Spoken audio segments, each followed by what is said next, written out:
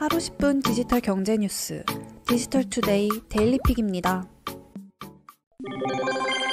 중국 샤오미가 전기차 사업 진출을 선언했습니다. 11조 원 규모의 대규모 투자를 전기차 분야에 집중할 계획입니다. 샤오미는 지난 30일 봄철 신제품 발표회를 통해 신형 미 11 시리즈 스마트폰, 폴더블 제품인 미 믹스 폴드, 미 노트북 프로, 미 라우터 등 다양한 신제품을 선보였습니다. 특히 향후 10년간 주요 계획을 밝히면서 스마트 전기차 시장에 집중 투자할 것임을 선언했습니다. 레이쥔 샤오미 CEO는 전기차 사업 초기 100억 위안 투자와 함께 샤오미 완전 자회사로 전기차 사업을 운영하겠다고 밝혔습니다. 샤오미는 향후 10년 동안 총 100억 달러 규모의 투자를 약속했으며 레이쥔은 스마트 전기차 사업 CEO를 겸임합니다. 레이쥔 샤오미 CEO는 전기차 사업은 내 인생의 마지막 주요 기업가적 프로젝트가 될 것이라며 기꺼이 모든 개인적인 명성을 걸고 샤오미 스마트 전기차 미래를 위해 도전할 것이라고 말했습니다. 중국 전기차 시장에서 지리자동차, BYD, 니오, 샤오펑 등 다수 기업과 해외 합작 기업들이 전기차 시장에서 초기 경쟁을 벌이고 있습니다. 여기에 중국 최대의 검색 기업 바이두도 올해 초 전기차 사업 진출을 선언한 바 있습니다. 샤오미는 이들 기업과 전기차 및 자율주행 기술 분야에서 경쟁을 펼쳐야 합니다. 시장조사 기업 카날리스는 올해 2021년 중국에서 약 190만 대의 전기차가 판매될 것으로 전망했습니다. 이는 지난 2020년 대비 50% 이상 성장한 수치입니다. 세계적인 반도체 칩 설계 전문 기업인 ARM이 차세대 프로세서 아키텍처 ARM V9을 선보였습니다. ARM V9은 과거 프로세서와 호환성을 유지하면서 신호 처리 성능과 보안, 머신러닝, 벡터 처리 속도 등 종합 성능을 30%가량 향상했습니다. 첫 번째 제품 출하는 올 연말로 예정됐습니다. 대만 미디어텍을 시작으로 2022년부터는 다른 제조 부문 협력사도 ARM V9 기반 프로세서를 생산할 계획입니다. ARM은 지난 5년 동안 모바일 시장 성장에 따라 1000억 개 이상의 ARM 기반 프로세서가 전 세계 시장에 출하됐으며 새로운 ARM V9 아키텍처 출시를 통해 향후 10년 동안 ARM 프로세서 출하량은 3000억 개 이상 늘어날 것으로 전망했습니다. 삼성전자도 ARM V9 아키텍처를 활용해 차세대 삼성 엑시노스 모바일 프로세서를 개발할 계획입니다. 아울러 모바일 프로세서 시장뿐만 아니라 AWS 같은 대규모 클라우드 인프라에서도 폭넓게 적용될 것으로 ARM은 기대하고 있습니다. 애플이 연례 개발자 행사인 세계 개발자 컨퍼런스를 오는 6월 7일부터 11일까지 닷새간 개최한다고 발표했습니다. 코로나19 확산세를 고려해 지난해와 마찬가지로 온라인으로 개최하는 WWDC 행사에서 애플은 iOS 및 아이패드 OS, 맥OS, 워치OS 및 tvOS 등 운영체제와 각종 신기술, 도구, 프레임워크 등을 소개할 예정입니다. WWDC 행사와 함께 학생 개발자들이 스위프트 언어를 사용해 코딩 기술을 뽐낼 수 있는 스위프트 학생 공모전도 함께 진행합니다. 수전 프레스콧 애플 부사장은 매년 WWDC를 통해 애플 개발자들이 한데 모여 애플의 최신 기술을 공유하고 소통할 수 있었다면서 올해 WWDC 역대 최대 및 최고의 행사로 만들기 위해 최선을 다하고 있다고 밝혔습니다. 애플은 애플 개발자 앱과 애플 개발자 웹사이트, 그리고 이메일을 통해 WWDC에 대한 추가 프로그램 정보를 사전에 공유할 예정입니다. 일회용 비밀번호를 위한 OTP 통합인증센터가 설립된 지 14년 만인 올해 OTP 기기 누적 발급 건수가 3천만 건을 넘어설 것으로 전망됩니다. 금융권 관계자들에 따르면 금융결제원이 운영하는 OTP 통합인증센터가 최근 집계한 결과 2020년 12월 31일 기준으로 OTP 기기 누적 발급 건수가 2,993만 8,146건으로 집계됐습니다.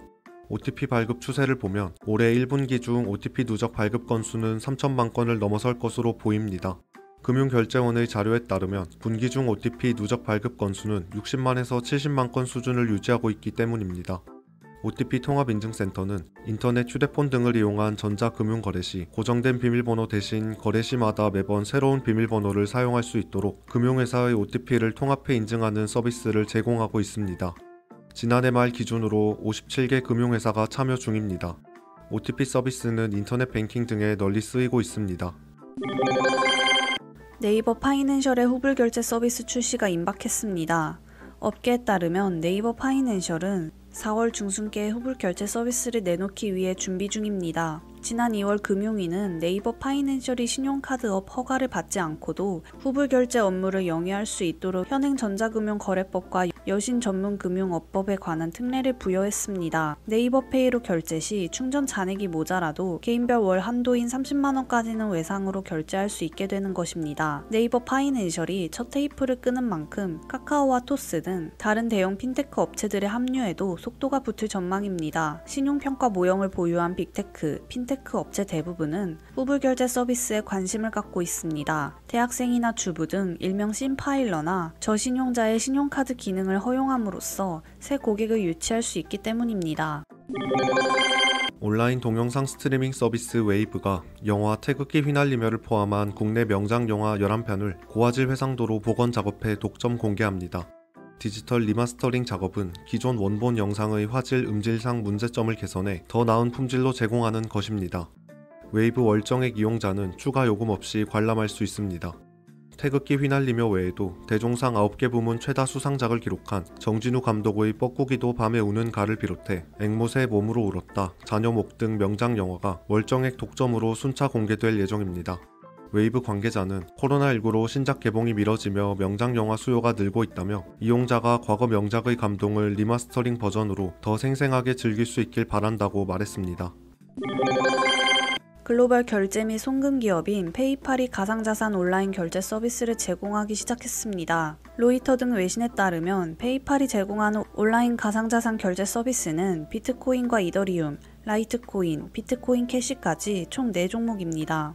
페이팔 사용자는 미국 전역의 페이팔 가맹 온라인 매장에서 자신의 암호화폐 지갑에 있는 가상자산을 이용해 대금을 결제할 수 있습니다. 결제된 가상자산은 페이팔을 통해 현금으로 환전돼 온라인 매장에 지급됩니다. 다만 결제 서비스 대상 지역은 미국에 한정합니다. 댄 슐먼 페이팔 CEO는 페이팔 최초로 가상자산 온라인 결제 서비스를 제공하게 됐다. 결제 서비스의 중요한 전환점이라면서 장차 전 세계 수백만 개 온라인 매장으로 서비스 범위를 넓혀갈 것이라고 말했습니다. 페이팔의 가상자산 온라인 결제 서비스 개시 소식이 알려지자 가상자산 시장은 비트코인을 중심으로 일제히 상승했습니다. 비트코인은 31일 오후 6만 달러에 근접하는 등 급등세를 보였습니다. 결제 종목으로 지정된 이더리움과 라이트코인, 비트코인 캐시 모두 전일 대비 10% 가까이 오르는 등 상승세를 기록했습니다. 4월 1일부터 전국 예방접종센터 46곳에서 만 75세 이상을 대상으로 한 코로나19 화이자 백신 접종이 시작됩니다. 화이자 백신은 영하 70도 안팎에서 유통 관리하는 만큼 정부는 안전한 접종을 위해 만 75세 이상이 백신이 보관된 예방접종센터를 직접 방문해 접종을 받도록 안내했습니다. 예방접종은 우선 전국에 마련된 센터 46곳에서 시작됩니다. 다만 현재 설치된 49개 접종센터 중 국립중앙의료원 중앙센터와 순천향대 천안병원, 조선대병원 3곳에서는 코로나19 환자 치료병원 종사자에 대한 2차 접종과 백신 소분, 배송 작업이 진행됨에 따라 만 75세 이상에 대한 접종은 시행되지 않습니다. 추진단 관계자는 접종 대상이 일반인으로 확대됨에 따라 예방접종센터의 접근성과 접종 속도를 높이기 위해 4월 말까지 각 시군구별로 최소 1개 이상의 센터를 추가 설치할 계획이라고 말했습니다. 행복한 하루 디지털투데이였습니다.